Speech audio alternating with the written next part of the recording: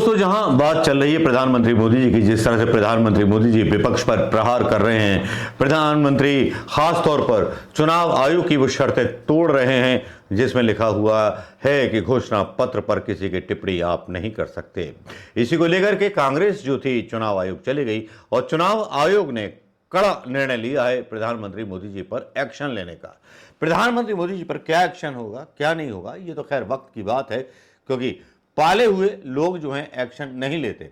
लेकिन आपत्ति किस बात पर थी कांग्रेस को, ये वीडियो सुनिए। के सामने हमने रखी हैं, उसमें कुछ हमारी पुरानी आपत्तियां थी जिस पर अभी हम संतुष्ट नहीं हैं। इलेक्शन कमीशन ने कहा कि हमने आदेश दे दिए हैं और हमने एमसीडी को और एजेंसीज को ये कह दिया है कि तत्काल ये उतार दिए जाए जहां जहां पर प्रधानमंत्री महोदय या किसी मंत्रिमंडल में किसी व्यक्ति की तस्वीरें लगी हुई हैं, वो कहा है कि हम लोग फौरन उसको उतार लें।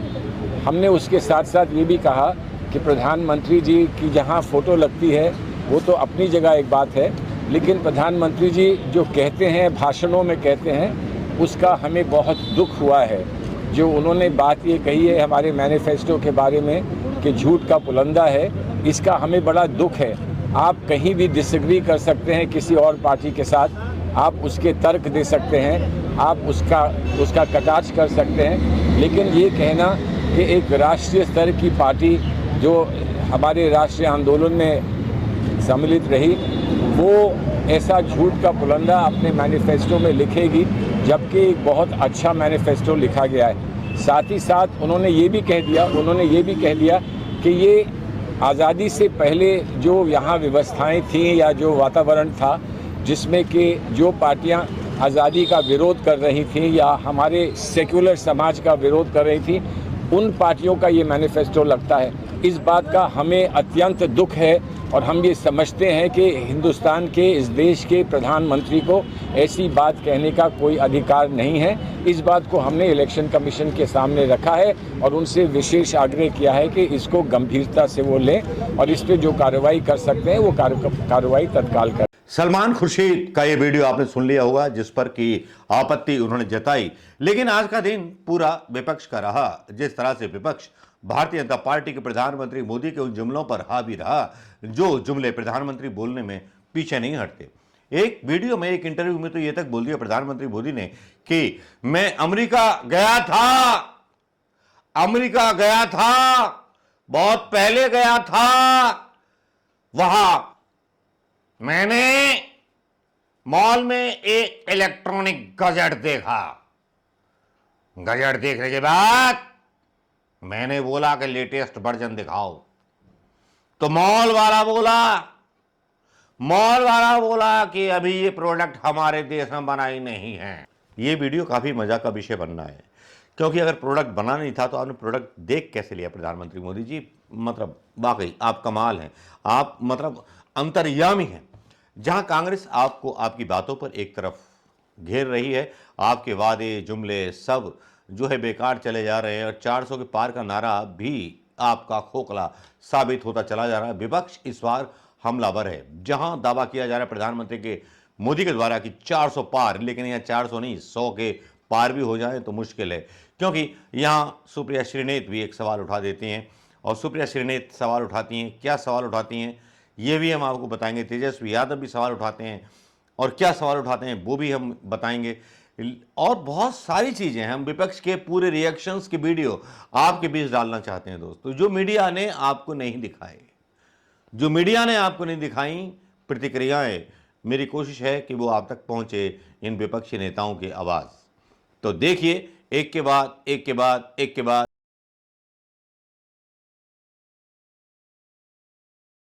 लेकिन क्यों मोदी जी ने ऐसा कहा? कभी आपने सोचा है?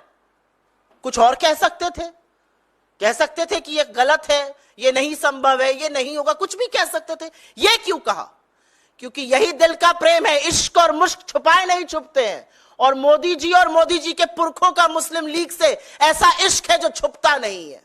आपको याद होगा 1942 में जब महात्मा के आह्वान पर मौलाना आजाद कांग्रेस के अध्यक्ष थे, सारा देश सड़कों पर था, करो या मरो का नारा था, भारत छोड़ो आंदोलन चल रहा था, और ऐसे में श्यामा प्रसाद मुखर्जी बंगाल में, मोदी जी के पुरखे सिंध में, मोदी जी के पुरखे नॉर्थ वेस्ट फ्रंटियर प्रोविंस में मुस्लिम लीग के साथ मिलकर सिर्फ सरकार ही नहीं चला रहे थे, अंग्रेजों को चिट्ठियां लिखकर यह भी सलाह और मशवरा दे रहे थे कि इस आंदोलन का कैसे दमन किया जाए।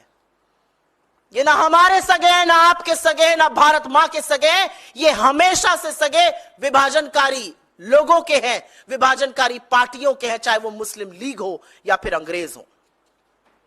और असलियत यह भी है कि जब से हमारा मैनिफेस्टो जारी हुआ है, बीजेपी में खलबली मची हुई है। बेचारों को समझ ही में नहीं आ रहा है क्या किया जाए। वैसे ही 180 पर अटके हुए हैं, शनै शनै वो अब कम होता जा रहा है।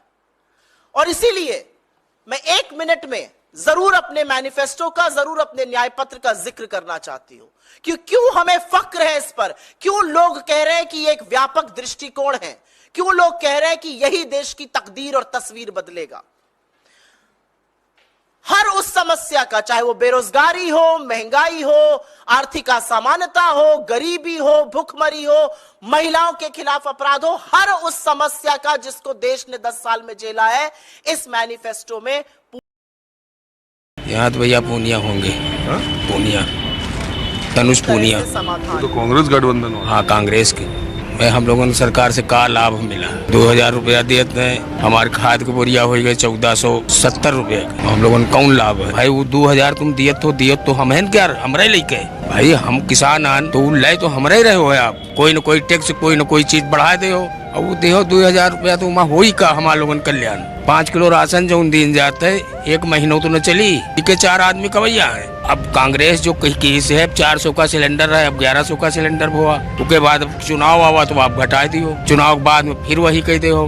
पेट्रोल है, डीजल है, 50 रुपया 45 रुपया लीटर रहे, अब भैया का 100 रुपया लीटर। तब तो भीख किसान मांगते है और किसान को भीख तो मिल रही है। हम बस भैया पढ़ाई किए हैं, ZBC से BSc है, कंप्यूटर डिप्लोमा है, CCC, ITI है, वेल्डर से। जॉब कहीं नहीं मिला 10,000 का। खुद का बिजनेस साइड में चालू किया है, वाशिंग का, धुलाई का। 10,000 का जॉब नहीं मिला है गवर्नमेंट में। यहाँ सिलेंडर आज से नहीं जो है 6 साल 8 साल पहले 350 का रहा, 900 रुपया क्या हो गया है। पेट्रोल जो है 58 से 60 रुपये में रहा है, मान के चलो 90 से 95 रुपये में हो गया है। और जो है तनख्वाह कितनी बढ़ाई गई है? कुछ नहीं बढ़ाई गई। अभी 8-10 हज़ार रहा है, अभी 10 हज़ार है। और महंगाई चरण सीमा बहुत छुई रही है। रामलला का जो है पूजा करके अगर पेट भर जाए तो हम चले हुए पूजा करी चले मंदिर पर, यहाँ जात पात पर यहाँ। और रामलला का लाओ, उसके बाद कृष्ण भगवान का लाओ, लाए का उसके बाद हम लोग वजह पढ़े लिखे हैं। BSc करें हमका कहीं 15,000 का जॉब दिया जाए, कौन काम हम नहीं कर सके थे? ट्रेनिंग तो दी जाए कि जहाज उड़ावे की ट्रेनिंग दी जाए, 1 साल हम जहाज उड़ाए देवे, ट्रेनिंग तो दी जाए हमका। पहले वाली सरकार बहुत कुछ करी थे, इतना जो है वैकेंसी निकाली थे। एक भर्ती जो है पेपर रद्द हो गया, बताओ 500 लड़का पर जो है रुपया लगाए कि यहाँ फार्म भरी थे, उसके बाद 500 रुपया किराया दे के पेपर दे के फिर दोबारा पेपर दिया जाए, फिर 500 खर्चा करे। गवर्नमेंट बनी हुई कि जो है पेपर लीक हो जा रहा है, गवर्नमेंट कुछ कर ही नहीं पा रही।